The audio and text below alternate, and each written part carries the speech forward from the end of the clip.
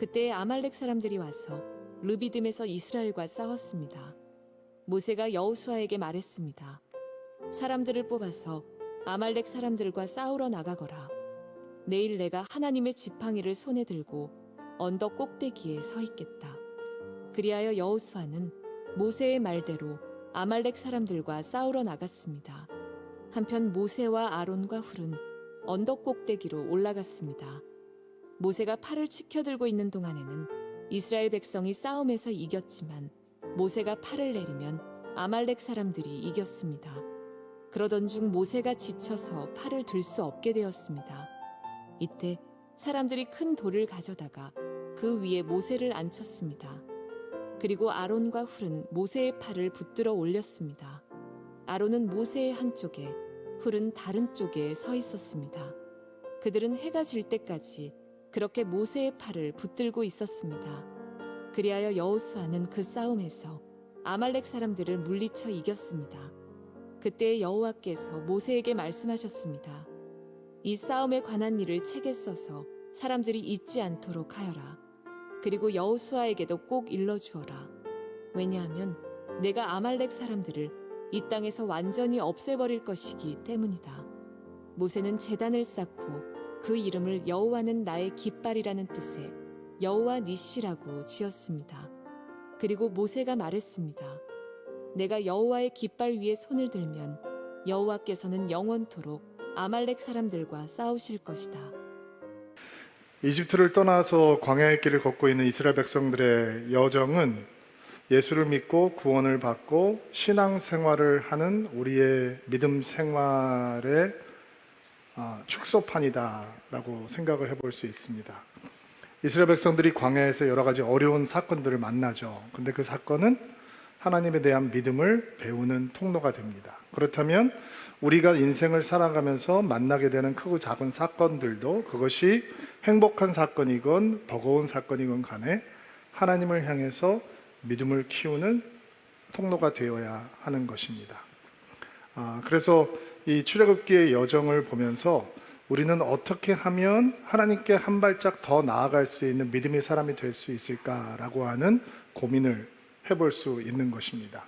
오늘은 이스라엘 백성들이 만났던 첫 전쟁의 이야기입니다. 그러면 우리는 우리 실제 삶에서 칼 들고 총 들고 하는 전쟁을 경험하지 않는데 이런 본문을 만나면 그러면 어떻게 우리의 삶 속에 적용을 해봐야 될까 궁금해 하실 수 있잖아요. 사실 오늘 이스라엘 백성들이 만나게 된 이 아말렉과의 전투 현장은 우리 신앙생활을 하는 성도들이 매일 만나게 되는 영적인 전쟁, 또 교회라고 하는 공동체가 걸어가는 여정 속에서 만나게 되는 영적인 전쟁에서 어떻게 승리할 수 있는지를 배우는 귀한 시간이 될 것입니다. 영적 전쟁의 실체가 무엇인지, 그 영적 전쟁에서 승리하기 위해서 우리는 어떤 믿음의 준비를 하고 있어야 되는지, 또 영적 전쟁에서 승리하는 인생이 되겠다라고 하는 새로운 결단을 할 수 있는 복된 주일이 되기를 주의 이름으로 축복합니다. 자, 이제 이 아말렉 군대가 이스라엘 백성들을 쳐들어오기 시작하는데 그 시기가 굉장히 흥미롭습니다. 우리가 지금까지 이스라엘 백성들이 광야에서 불평하고 원망하고 하나님 앞에 불신했던 그런 과정들을 쭉 보고 있잖아요. 그들은 기적을 맛보고 살고 있는데 매일 새벽에 만나가 내리고 반석에서 샘물이 솟아오르고 이런 기적을 맛보고 있는데 그들은 끊임없이 하나님을 원망하고 불신하고 불평한단 말이에요. 우리가 언제 가장 영적 공격에 취약해지느냐? 은혜가 풍성하게 부어짐에도 불구하고 은혜를 바라보지 못하고 불평하고 원망하기 시작할 때 우리는 우리의 삶의 뒷문을 사단의 공격에 그대로 내어놓는 결과가 된단 말이에요. 신명기 말씀에 아말렉 군대들이 어떻게 이스라엘을 공격해 왔는지를 이렇게 설명을 하고 있어요. 그들이 피곤하고 지쳤을 때 아말렉이 길에서 나와서 여러분의 뒤에 처져 있던 사람들을 다 죽였어. 그들은 하나님을 두려워하지 않았어. 이렇게 설명을 하고 있단 말이에요. 그러니까 영적 전쟁의 실체 가운데 우리가 주목해야 되는 건 우리의 대적이 어디를 가장 먼저 치느냐, 가장 약한 곳을 먼저 친다는 거예요. 이스라엘 백성들이 광야길을 걸으면서 피곤하고 지쳐 있었다. 모든 사람이 피곤하고 지쳐 있어요. 그런데 그 중에서 특별히 뒤에 처져 있던 사람들을 쳤다. 성경은 이야기해요. 그러면 상식적으로 판단을 한다면 누가 뒤에 처져 있을까요? 저질 체력? 여자? 노인? 어린아이? 뭐 이렇게 다친 사람? 아픈 사람? 이런 사람일 거라고 생각할 수 있잖아요. 그런데 전쟁을 하는 사람들이 어린아이 치고 여자들 쳐서 전쟁에서 승리할 수 없어요. 군대를 물리쳐야 정제에서 승리하고 여자, 어린아이들을 다 노예로 데리고 가는 거죠. 저는 이 말씀을 묵상하다가 순전히 개인적인 묵상이지만 이런 생각을 해봤어요. 누가 뒤에서 처져서 걸어가고 있을까? 제일 불평 많은 사람, 제일 원망 심하게 하는 사람. 광야길을 걸으면서 왜 이렇게 더운 거야? 구름기둥이 있으나 마나야. 이거 왜 똑같은 길을 맨날 빙빙빙빙 돌아? 하나님은 왜 이렇게 힘든 길로만 인도를 하는 거야? 이게 만나 먹는 거 지겹다. 하나님은 왜 꼭 불평을 해야 주시는 거야? 알아서 고기도 툭툭 내려주시고 알아서 물도 미리 만나게 해주시고 안 돼. 꼭 말을 해야 돼. 말을. 나도 이렇게 원망하고 싶지 않아. 하나님께서 미리미리 안 주시니까 원망하는 거야. 이 광야길 언제 끝나는 거야? 모세는 완전 길치야. 막 이렇게 원망하는 사람들, 그런 사람들이 뒤에서 처져서 걸어가고 있지 않았을까? 흐느적거리면서, 궁시렁궁시렁 거리면서.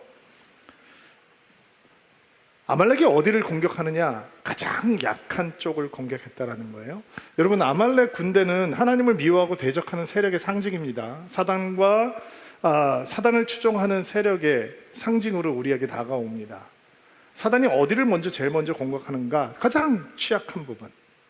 어떤 사람들은 사단은 내 약점은 모를 거야 이렇게 생각을 하는데 그거는 진짜 어리석은 생각이에요. 누구보다 사단은 잘 알고 있어요. 아말렉이 들어와서 공격을 시작하는데, 이 아말렉이라고 하는 부족이 어디서부터 나온 부족이냐? 에서가 아들을 낳는데, 야곱의 형 에서가 아들을 낳는데, 그 아들이 첩을 하나 취해서 아들을 낳은 사람이 바로 아말렉이라고 하는 사람이에요. 그러니까 이스라엘 백성들하고는 먼 친척이 된 사람이죠. 에서라고 하는 사람이 어떤 사람이었어요? 하나님께서 자기에게 주셨던 이 장자의 권리를 죽 한 그릇보다도 하찮게 여겼던 사람이에요. 그는 하나님을 경배하고 두려워하지 않았어요. 아브라함의 하나님, 이삭의 하나님이 에서의 하나님이 되지는 못했죠. 야곱이 형의 분노를 피해서 긴 세월 외삼촌의 집에서 외유를 마치고 돌아오는데, 에서가 군대를 이끌고 야곱을 만나러 오잖아요. 그때 형의 그 마음을 누그러뜨리려고 야곱이 엄청난 선물, 뇌물을 보내죠. 그런데 엄청난 짐승떼를 형한테 갖다 바치니까 그때 에서가 뭐라고 그러냐면, 이런 거는 나도 많다 이렇게 얘기를 해요.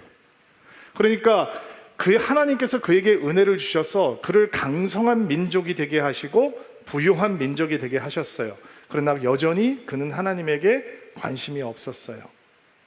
이삭의 하나님이 자신의 하나님이 되지 못하는 거죠. 그리고 그 하나님을 알지 못하고 하나님을 믿지 못하고 두려워하지 않는 그 삐뚤어진 영성이 오랜 세월 동안 에서의 후손에게 흘러가고 있는 거예요.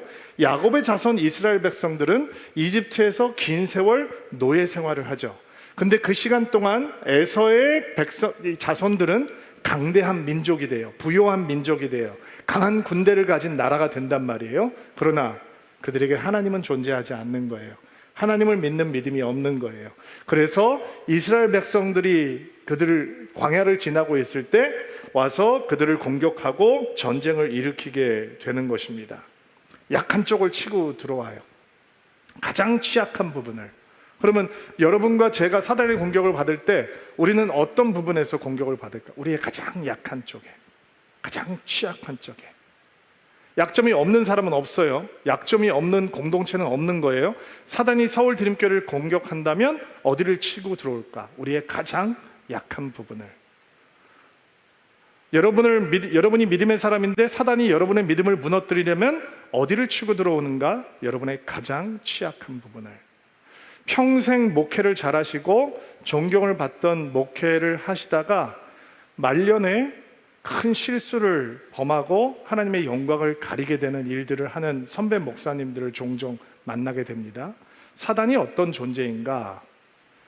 약점을 치기 위해서 그는 30년도, 40년도, 50년도, 60년도 그대로 기다릴 수 있는 존재예요.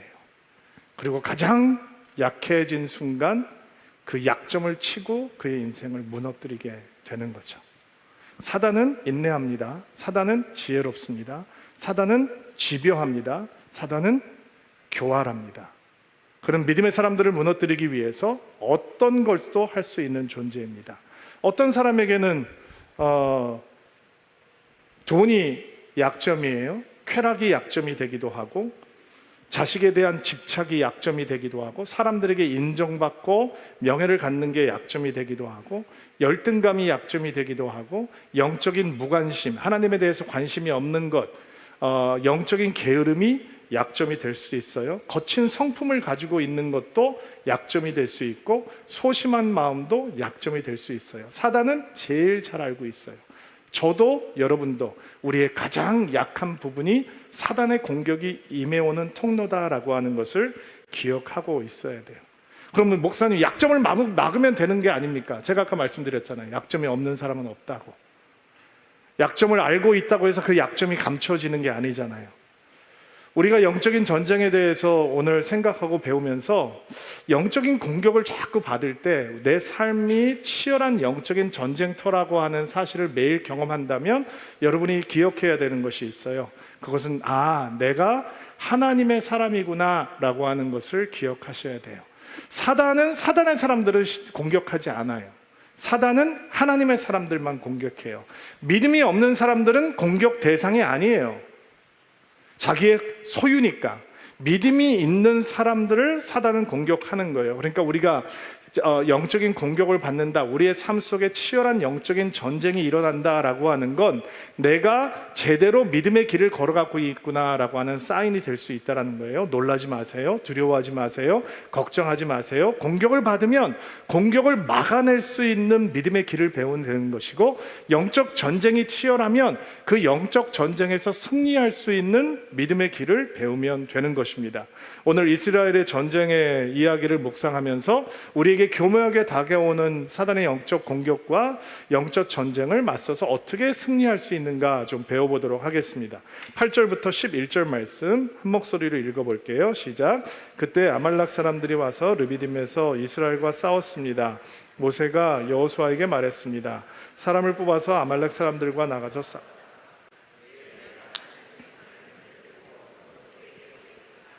그리하여 여호수아는 모세의 말대로 아말렉 사람들과 싸우러 나갔습니다. 한편 모세와 아론과 훌은 언덕 꼭대기로 올라갔습니다.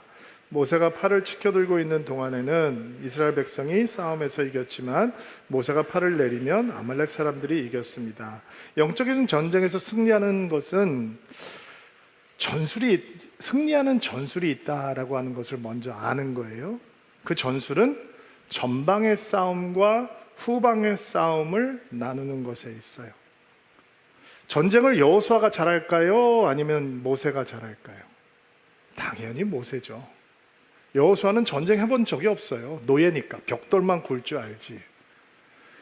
모세는 왕자의 교육을 받은 사람이기 때문에 병술, 전술 이런 거 다 배웠을 거예요. 실제로 요세푸스라고 하는 역사가는 모세가 이집트의 군대를 이끌고 이 에디오피아와 큰 전쟁에 참여해서 큰 승리를 거두었다라고 하는 기록도 남겨주거든요. 그러니까 전쟁에 대해서 알고 있는 사람이에요. 그러나 그는 전쟁의 터에 선봉에 서지 않고 후방에 섰어요. 왜 그렇게 했느냐? 여호수아가 이끌고 있는 전방의 전쟁은 칼을 휘두르는 전쟁인데 후방의 전쟁은 전혀 성격이 달라요. 칼을 휘두르지 않지만 칼을 휘두르는 현장보다 더 치열한 전쟁이 일어나는 현장인 것을 알기 때문에 그는 후방에 서는 거예요. 눈에 영적 전쟁의 실체는 눈에 보이는 전쟁터가 있고 눈에 보이지 않는 전쟁터가 있다라고 하는 것을 아는 곳에 있어요. 전방의 전쟁은 후방의 전쟁의 승리에 근거하는 것이다라고 하는 것을 우리는 파악해야 하는 것입니다. 모세가 아론과 홀과 함께 산에 올라서 하나님의 지팡이를 들고 꼭대기에 서 있겠다라고 말하죠. 누구든지 다 볼 수 있는 자리에 서는 거예요. 이스라엘 백성들도 볼 수 있고 아말렉 백성들도 볼 수 있고 이스라엘의 군대도 볼 수 있는 자리에 서겠다라는 거예요. 손을 든다라고 하는 것이 어떤 의미일까요? 모세가 손을 들면 이스라엘 백성들이 이겼어요. 모세가 손을 내리면 아말렉 군대가 이겼어요. 성경에서는 손을 든다라고 하는 것은 기도하는 것과 긴밀한 관계가 있어요. 시편 28편 2절 말씀 한 목소리로 한번 읽어볼게요. 읽어주시겠어요? 시작. 손을 들고 도와달라고 부르짖는 나의 소리를 들어주소서. 주님의 가장 거룩한 곳을 향해 내 손을 높이 드니 대답해 주소서. 디모데전서 2장 8절 말씀. 나는 남자들이 모일 때 화를 내거나 다투지 않고 손을 들어 경건하게 기도하기를 바랍니다. 이렇게 두 손을 들인 행위는 기도하는 것과 긴밀한 관계가 있단 말이에요. 모세가 하나님을 향해서 손을 들면 승리했고 기도를 멈추고 손을 내리면 이스라엘이 패배했다라는 거예요. 무슨 얘기일까요? 이 전쟁은 믿음의 사람들이 만나게 되는 전쟁은 칼로 이기는 전쟁이 아니라는 거예요. 기도로 이기는 전쟁이라는 거예요. 왜? 전쟁은 하나님께 속한 것이기 때문이에요. 승리를 주는 건 우리의 힘이 아니에요. 우리 전술이 아니에요. 우리의 능력이 아니에요. 믿음의 사람들이 경험하게 되는 영적 승리는 기도로부터 시작되는 거예요. 하나님의 능력으로부터 시작되는 거예요. 하나님의 도움의 손길로부터 시작되는 것입니다. 하나님께서만 우리에게 승리를 주실 수 있는 분이고 우리가 만나는 전쟁은 하나님께 속한 전쟁이기 때문에 달려가서 싸우는 것보다 먼저 선행되어야 되는 건 하나님을 향해 두 손을 들고 기도하는 일이다라는 거예요. 우리 힘만으로는 절대로 사단을 이길 수 없어요. 우리 힘만으로는 절대로 사단의 전략을 파할 수 없어요. 베드로가 우리에게 이런 말씀을 전해주죠. 너희 대적 마귀가 우는 사자같이 두루 다니며 삼킬 자를 찾는다 이렇게 말을 합니다. 지금도 삼켜버릴 자들을 찾아다니면서 우는 사자처럼 그렇게 찾아다닌다라는 거예요. 그런데 그 사단을 어떻게 대적하느냐, 그의 전술을 어떻게 막아내느냐, 그의 공격을 어떻게 파쇄하느냐, 두 손 들고 하나님께 기도하는 것으로 출발해야 된다라는 거예요. 자, 여러분들 삶에서는 가장 치열한 영적인 전쟁터가 어디예요? 직장이에요? 집이에요? 여러분 집에 들어가면 치열한 영적인 전쟁이 일어나요? 어디예요? 교회예요? 막 다투고 싸우는 교회들 있잖아요. 이게 맞아 편을 갈라서 막 다투는 교회들 있잖아요. 막 다 예수의 이름으로 싸우잖아요. 도대체 우리의 삶 속에서 가장 치열한 영적인 전쟁터는 어디라고 생각하세요? 자, 이런 질문을 하면 여러분은 작은 울타리, 나의 삶의 영역만 고민해요. 어딘가? 그 사람이 나의 십자가 같은 존재인데, 그 사람과의 관계가 나의 가장, 내 거래처 사람들 나한테 잘 안 해주는데, 이게 힘든 관계다. 우리 동료들하고 사이가 안 좋은데, 이렇게까지만 머물 수 있는데, 사실은 우리 하나님이 크신 하나님이고, 우리의 부르심이 큰 부르심이고, 교회가 가는 길이 넓은 길이기 때문에 우리는 영적 전쟁의 이 울타리를 좀 넓게 봐야 돼요. 우리 주변에서 가장 심각한 영적인 전쟁이 일어나고 있는 곳이 어딘가? 우리 아이들이 있는 곳이 그 중에 하나예요. 우리들 아이들이 다니는 학교, 우리들 아이들이 처해 있는 교육 현장이 가장 치열한 영적인 전쟁이 일어난 곳 중에 하나다라는 거예요. 넷플릭스에서 굉장히 인기를 끌고 유명세를 탔던 드라마 몇 편이 있죠. 학교 폭력을 주제로 했던 더 글로리라고 하는 드라마, 소년 범죄 재판을 하는 재판정의 이야기를 다룬 드라마, 고등학생이 다른 청소년들을 성매매시키는 포주로 등장을 했던 인간 수업이라고 하는 드라마, 넷플릭스에서 많은 관심과 인기를 끌었습니다.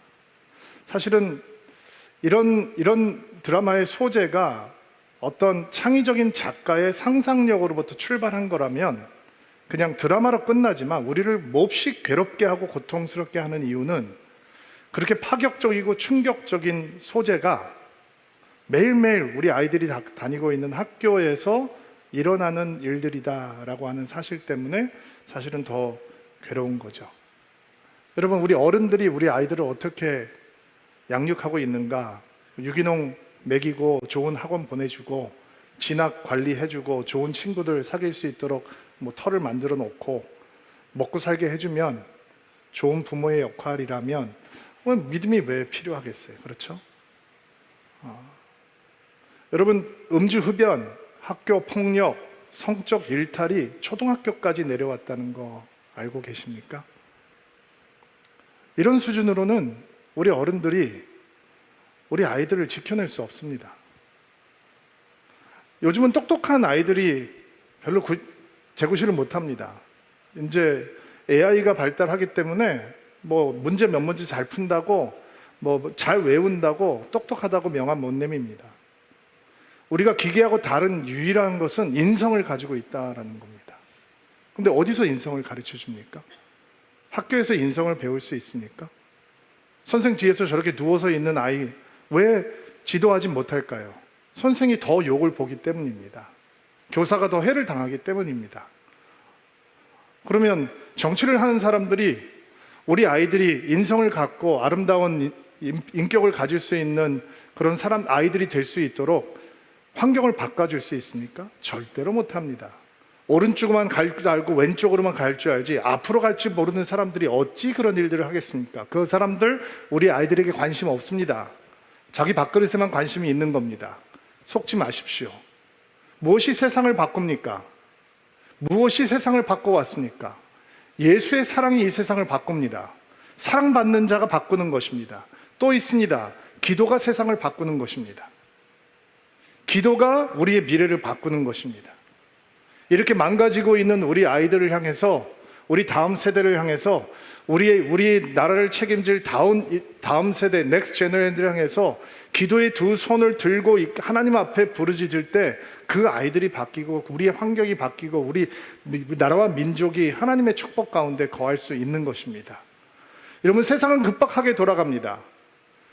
남성, 여성 말고 제3의 성이 등장을 했고, 이제는 나는 남성으로도 불리기 원하지 않고 여성으로도 불리지 원하지 않고 he도 아니고 she도 아니고 they로 불러달라라고 하는 게 그냥 평범한 시대가 되어가고 있습니다. 그것을 비판하는 것만으로 세상은 바꾸지 않습니다. 그 어두운 세상을 향해서 믿음의 사람들이 내일이 아니지만 내일이라고 생각하고 우리의 일이라고 생각하고 우리의 사명이라고 생각하고 두 손 들고 하나님 앞에 부르짖고 기도할 때 우리의 기도가 우리 아이들의 미래를, 이 나라와 민족의 미래를 바꾸게 되는 것입니다. 우리 사회에 삐뚤어진 접대 문화가 있죠. 변하지 않습니다. 퇴폐 없어지지 않고 있습니다. 예수 믿는 남자라면 나는 절대로 그런 곳에 내 발길을 디디지 않겠다라고 결단해야 하는데, 사업이라는 이름으로, 돈 벌겠다는 이름으로 그런 데를 드나드는 신앙인들도 많이 있습니다. 사랑하는 자매님들, 남편들을 위해서 거룩한 두 손을 들고 내 남편이 거룩하고 순별한 남편 되게 해주세요. 기도해야 하는 것입니다.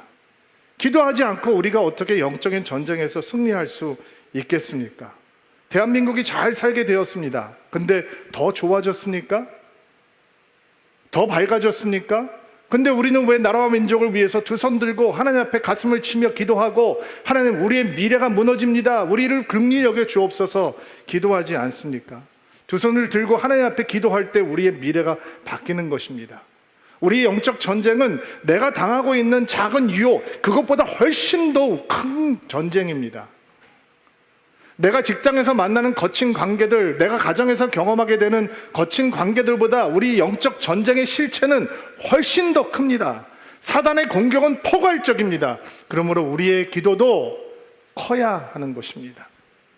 영적인 전쟁에서 승리는 기도로부터 시작하는 것입니다. 그래야 전방에서 전쟁하는 여호수아의 군대가 승리할 수 있는 것입니다. 기도하지 않으면 사단의 밥이 되는 것이다. 그것이 오늘 우리가 성경을 통해서 배우게 되는 영적 전쟁의 원리입니다. 그런데 영적 전쟁을 하다 보면 심각한 문제를 만나게 되는데 11절로부터 12절 말씀 한번 볼게요. 읽어주시겠어요? 시작. 모세가 팔을 치켜들고 있는 동안에는 이스라엘 백성이 싸움터에서 이겼지만 모세가 팔을 내리면 아말렉 사람이 이겼습니다. 그러던 중 모세가 지쳐서 팔을 들 수 없게 되었습니다. 이때 사람들이 큰 돌을 가져다가 그 위에 모세를 앉혔습니다. 그리고 아론과 홀은 모세의 팔을 붙들어 올렸습니다. 아론은 모세의 한쪽에, 홀은 다른 쪽에 서 있었습니다. 그들은 해가 질 때까지 그렇게 모세의 팔을 붙들고 있었습니다. 무엇이 심각한 문제인가? 모세가 손을 들고 기도하면 이스라엘이 승리하고 손을 내리고 기도하지 않으면 아말렉이 승리를 해요. 그러면 계속 손 들고 기도해야죠. 근데 모세가 지쳐갔다는 겁니다. 이게 심각한 문제입니다. 기도하는 사람들이 기도하다가 지칠 때를 만난다라는 겁니다. 기도해야 된다라는 것도 알아요. 기도하고 싶은 마음도 있어요. 기도해야 하는 이유도 충분해요. 기도가 중요하다는 거 부인하지 않아요. 근데 지쳐서 스스로 기도에 손을 올리지 못할 때를 믿음의 사람들은 간혹 만나게 된다라는 겁니다. 이런 말을 들으시면 목사님, 저는 성령 충만하기 때문에 절대로 지치지 않습니다. 그래서 지치는 거 솔직히 사람들이 믿음이 부족하고 성령 충만하지 않아서 지치는 거지, 나 기도 열심히 할 수 있습니다, 나는 지치지 않겠습니다 라고 생각할 수 있는데 그런 사람이 어디 있습니까? 여러분, 기도해야 되는 것도 알고 기도가 중요하다는 것도 알고 기도할 이유가 충분한데 내가 지쳐서 기도에 손을 못 들 때가 나온단 말이에요. 그러면 그 위기를 어떻게 돌파하는가? 기도를 멈추면 지는 거잖아요. 어떻게 돌파를 하는 거냐면 아론이라고 하는 사람, 훌이라고 하는 사람에게 나를 의탁하는 거룩한 관계가 시작이 되어야 하는 것입니다. 아론은 모세의 형이죠. 훌은 모세의 누이였던 미리암의 남편이었던 것 같아요. 갈렙의 아들이기도 해요. 근데 이거 잘 보셔야 하는데 아론과 훌이 모세와 비길 존재가 아니에요.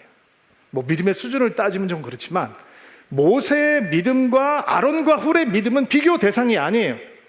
그러면 우리가 누군가에게 내 자신을 의탁하고 그들의 중보에 우리를 의탁할 때 우리는 어떤 사람이 우리 옆에 있어야 된다고 생각해요? 우리보다 더 뛰어난 사람, 우리보다 더 믿음이 뜨거운 사람, 나보다 기도 더 많이 하는 사람, 나보다 훨씬 더 성령 충만한 사람이 우리를 도와줘야 된다고 생각하는 거거든요. 그런데 아론과 훌은 그런 대상이 아니에요. 그럼에도 불구하고 아론과 훌이 모세를 바위에 앉히고 팔을 들어 올리고 밤새까지 팔이 내려오지 않도록 도왔다는 거예요. 이게 믿음의 공동체의 신비예요. 나보다 연약한 사람도 내가 기도의 사람이 될 수 있도록 도와줄 수 있다는 거예요. 예수님께서 겟세마네 동산에서 기도하러 가시면서 어떤 심정이었냐면 내가 마음이 괴로워서 죽을 지경이다 이렇게 말씀을 하셨어요. 너무너무 힘든 순간이었어요. 근데 누구를 데리고 가느냐? 베드로와 야고보와 요한을 데리고. 이 사람들이 어느 정도 수준이냐?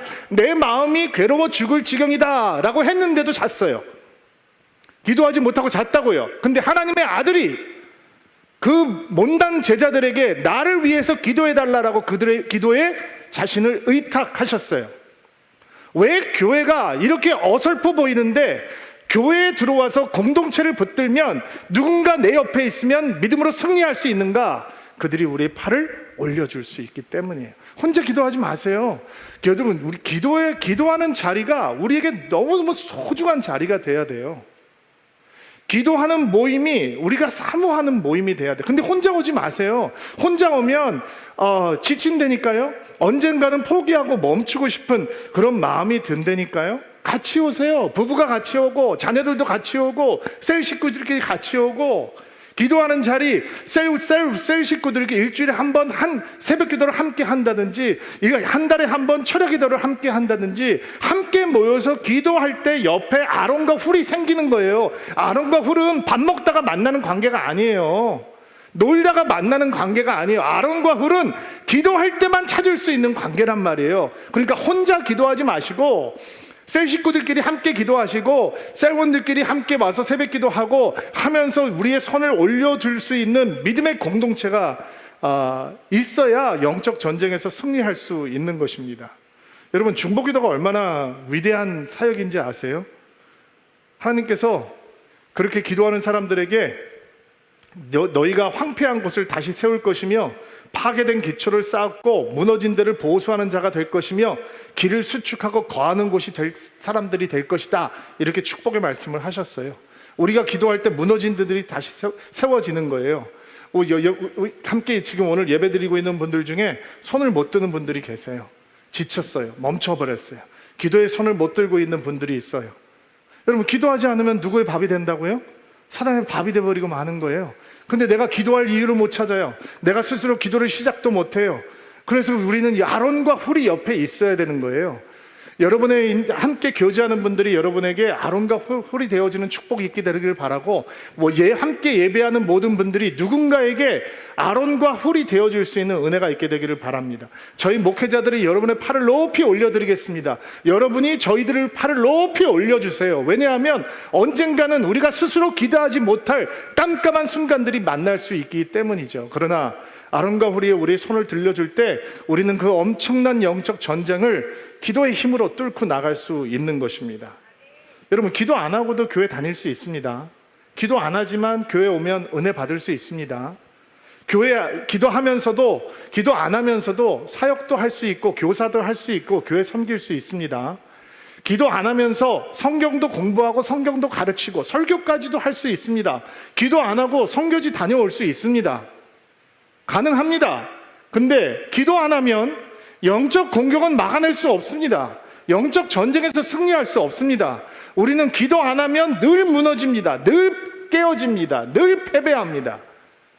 기도 안 하면 우리는 사단의 밥이 돼버리고 마는 것입니다.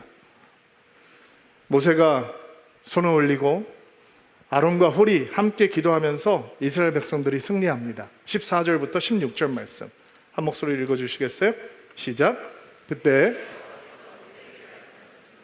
이스라엘에 관한 일을 책에 써서 사람들이 잊지 않도록 하라. 여호수아에게도 꼭 일러주어라. 왜냐하면 내가 아말렉 사람들을 이 땅에서 완전히 없애버리기 때문이다. 모세는 제단을 쌓고 그 이름을 여호와는 나의 깃발이라는 뜻이 여호와 니시라고 지었습니다.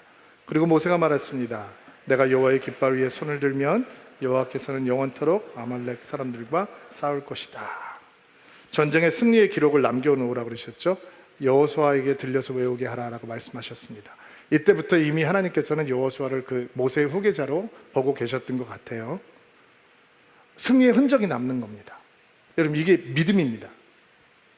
패배의 흔적이 남는 게 아니라 승리의 흔적이 남는 게 믿음의 축복입니다. 아멘으로 받으시기 바랍니다. 여러분, 교회 도착하시자마자 여러분 자리에 앉으시면 기도하셨죠? 기도하셨죠? 무슨 기도하시나요? 하나님, 제가 왔습니다. 얻어 터지고 왔습니다. 또 넘어졌습니다. 또 실족했습니다. 또 죄졌습니다. 하나님, 죄송합니다. 이런 기도만 하시나요? 아니면 여러분 자리에 딱 앉으시면, 아버지, 이번 주 승리의 승전가를 부르고 왔습니다. 예수의 능력으로 세상을 이겼습니다. 내가 유혹을 많이 받았는데 예수 그리스도께서 우리에게 주시는 믿음의 능력으로 그 모든 유혹을 말씀으로 물리쳤습니다. 사단이 나에게 이런 모양으로 저런 모양으로 공격해 왔는데 그 공격을 믿음의 방패로 불화살을 다 막아냈습니다. 말씀을 외쳤습니다. 예수의 이름의 능력으로 승리하고 왔습니다. 하나님, 오늘 주님을 기뻐합니다. 오늘 주님의 아름다움을 보며 주님을 경배하기를 원합니다. 이런 기도를 하시나요? 아니면 또 고개를 숙이고 폐잔병처럼 교회로 돌아오고 계신가요? 말씀을 여러분 영혼 가운데 심으십시오. 무릎 하나님께로부터 난 자마다 세상을 이기느니라. 세상을 이기는 승리는 이것이니 우리의 믿음이니라. 아말렉 전쟁과의 승리에서 여호와는 우리의 깃발이시다, 여호와는 우리의 승리시다라고 하는 여호와 니시를 기념하는 기념비적인 제단을 쌓습니다. 이게 믿음의 성도들에게 남아야 하는 흔적입니다. 승리의 흔적, 영광의 흔적, 능력의 흔적, 믿음의 흔적. 우리가 가는 길은 여호와께서 승리를 주시는 길이 될 것이고, 우리가 가는 곳마다 십자가의 영광이 드러날 것이고, 예수의 능력이 드러날 것이고, 우리는 영적인 전쟁을 만날 때마다 하나님으로부터 멀어지는 존재가 아니라 한 발짝 더 하나님의 거룩으로 순결로 나아갈 수 있는 존재가 되는 것을 날마다 경험하는 은혜가 있게 되기를 주의 이름으로 축복합니다. 오늘 성찬이 있는 주일입니다. 여러분, 우리는 무엇을 바라봅니까? 하나님의 영원한 승리, 십자가를 바라봅니다. 하나님께서 승전가를 부르시는 것입니다. 다 이루었다. 죄악의 권세 무너졌다. 죽음의 권세 끝났다. 이제 영원한 생명이 나의 사랑하는 백성들에게 열려 있다. 이것을 확인하는 자리가 십자가 앞 성찬의 자리입니다. 믿음의 승전가를 부르는 복된 인생 되기를 주의 이름으로 축복합니다. 가슴에 손을 얹고 안수하시겠어요? 여러분을 축복하고 기도하겠습니다. 존귀하신 하나님, 주를 바라봅니다. 믿음의 주시에 온전케 하시는 예수 그리스도를 바라봅니다. 주님은 우리에게 승리를 주시는 하나님이십니다. 하나님, 이 세상을 살아가며 사단의 거친 공세 앞에서 우리는 십자가의 능력으로, 예수의 능력으로, 믿음의 능력으로 승전가를 부르는 그리스도의 군병들 될 수 있도록 은총을 베풀어 주옵소서. 스스로 손을 들고 주 앞에 기도하지 못하는 사람들이 있으니까 하나님, 오늘 은혜 주셔서 믿음으로 두 손 들고 주의 이름을 부르게 하옵소서. 서울 드림교회 서로의 손을 주님 앞에 높게 들게 해주는 아론과 훌들이 넘쳐나는 믿음의 공동체 될 수 있도록 도와주옵소서. 성찬의 자리로 나아갑니다. 하나님의 승리를 기억하고 기념하는 복된 자리 되게 하옵소서. 예수님의 이름으로 기도하옵나이다. 아멘.